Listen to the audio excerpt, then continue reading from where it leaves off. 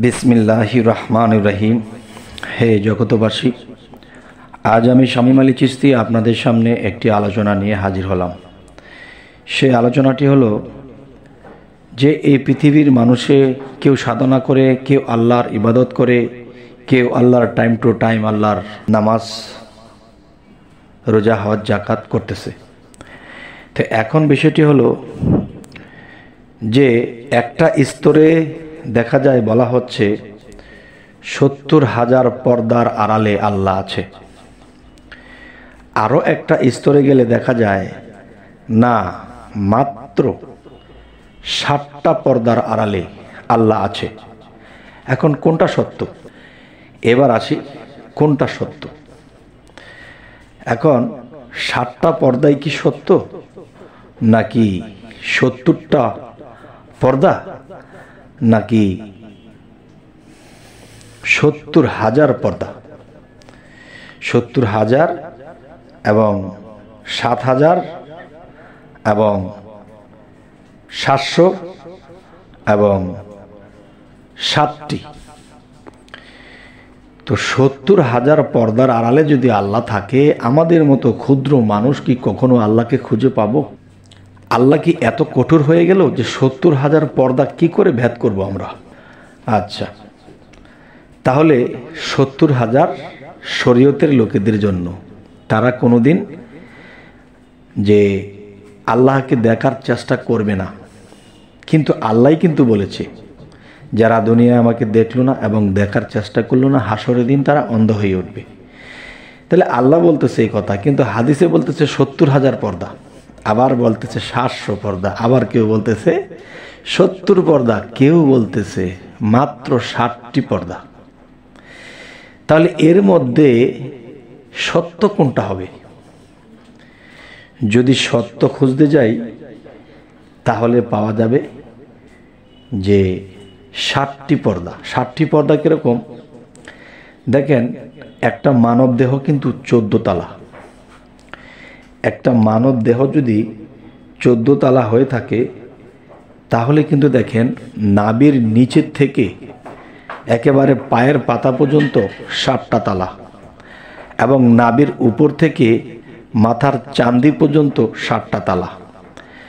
তাহলে এই 7 7 14 তালা। এখন দেখা যায় হযরত মুহাম্মদ সাল্লাল্লাহু আলাইহি সাল্লামকে যখন আল্লাহ মেরাজ করার জন্য নিয়ে গিয়েছিল, তখন দেখা যায় যে 7 আসমান ভেদ করে আল্লাহর সাথে সাক্ষাৎ করে এসে, সেই 7 আসমান কি আমার ক্ষুদ্র মানব দেহে, আপনার ক্ষুদ্র মানব দেহেও আছে। তাহলে এই ক্ষুদ্র মানব দেহে যদি 7 তালা 7 তালা 14 তালা থাকে, তাহলে কিন্তু বাহ্যিক জগতেও আছে। তো এখন আমি যেটা বলবো যে বাহ্যিক জগতেও যদি আল্লাহ চায় তাও নিতে পারে, এবং নিজের দেহঘর থেকে যদি আল্লাহ চায় মেরাজ ঘটাতে পারে, আল্লাহ সব পারে। তবে যে যেখানে বিশ্বাস করেন দুটোই সত্য। এখন আমার কথা হলো যে আমার যেটা কথা সেটা হলো যে এই 60টা স্তর তিনি ভেদ করেছেন। 60টা স্তর তিনি ভেদ করেছেন কিরকম দেখেন, যে নিচু তালা থেকে যখন উপরেরটা উঠলো 2 তালা, এরপরেরটা যখন আসমান পার হইল, এরপরে গিয়ে 3 তালা, এরপরে যখন পার হলো, এরপরে এরকম করতে করতে 7ম তালাতে গিয়ে আল্লাহর সাথে আরশে আজিমে আল্লাহর সাথে দেখা হলো, সাক্ষাৎ হলো, মোলাকাত হলো। এটাকে মেরাজ বলা হলো।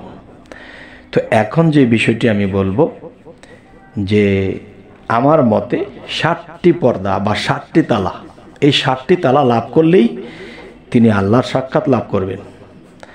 তবে আজকের যে কথাটি হলো যে একদল বলতেছে 70,000 পর্দা, একদল বলতেছে 700 পর্দা, আরেক দল বলতেছে 70টি, আরেক দল বলতেছে 60টি।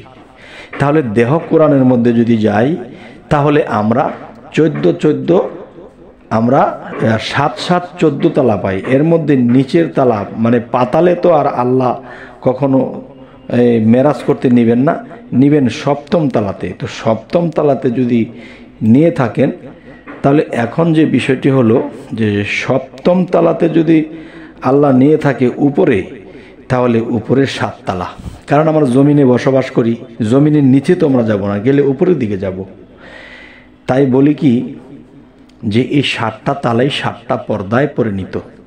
কারণ আপনার মতো আমার মতো ব্যক্তি একটা তালা মানে এক আসমান পার হওয়া সম্ভব না যদি আল্লাহ আমাদেরকে না নেয়। তাই সাধনা করতে হয় দেহতত্ত্বে, আত্মতত্ত্বে, তখন দেখা যায় পার হওয়া সম্ভব হয়।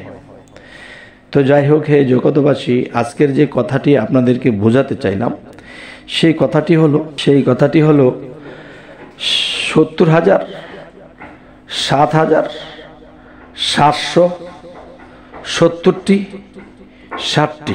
এখান থেকে হাকিকতের মধ্যে যদি যাই, দেহ কোরআনের মধ্যে হিসেব করতে যাই, তাহলে 60টি তালাই 60টি বড় বড় পর্দা, যা ভেদ করতে হলে আমাদের আত্মসাধনা করতে হবে। যখন আত্মসাধনা করব তখন একটা কথা বলেছেন আমার জালালউদ্দিন খাঁ, আমার চাচাগুরু, তিনি একটি কথা বলেছে, সিদরাতুল মুনতাহাপুরি যাইতে আসা, জানি না বিধি নিবে কিনা। সিদরাতুল মুনতাহা যেই জায়গাটা, সেই জায়গাটার নাম হলো মগজের ঠিকানা। তাহলে আমাদের বাহ্যিক জগতে যে আসমান বা আকাশ দেখতে পাই, তাহলে আমাদের আকাশ হলো মাথার সাইড, আর মাথার মধ্যেই কিন্তু মগজের ঠিকানা, আর আরশে আজিমটা সেই মগজের ঠিকানা। তাহলে সেখানেই কিন্তু আল্লাহ সে ব্রেইনের মধ্যে বসে আছে, সে জ্ঞানের মধ্যে বসে আছে, পৃথিবীর সমস্ত জ্ঞানকে পরিচালনা করতেছেন তিনি। তবে হে জগতবাসী, আজকে আপনাদের সামনে যে আলোচনাটি নিয়ে এসেছি, তাহলে এই হলো এক ফায়সালা। আরও একটা ফায়সালা আছে কি, যে মানুষ যখন শরীয়তের দৃষ্টিতে যখন সমস্ত কিছু দেখবে, তখন তাদের চোখের মধ্যে 7টা পর্দা আছে। 7টা পর্দা চোখের মধ্যে। একটা পর্দা যেদিন সরবে, সেদিন তারা মুর্শিদের দিকে অগ্রসর হবে। আরও একটা পর্দা যেদিন সরবে, তখন মুর্শিদের কাছে বায়াত গ্রহণ করবে। আরও একটা পর্দা যখন সরবে, তখন মুর্শিদের দেওয়ার সাধনগুলো করে তারা কিছু লাভ করবে, ভিতরে ফানাফিল্লা ঢুকতে শুরু করবে।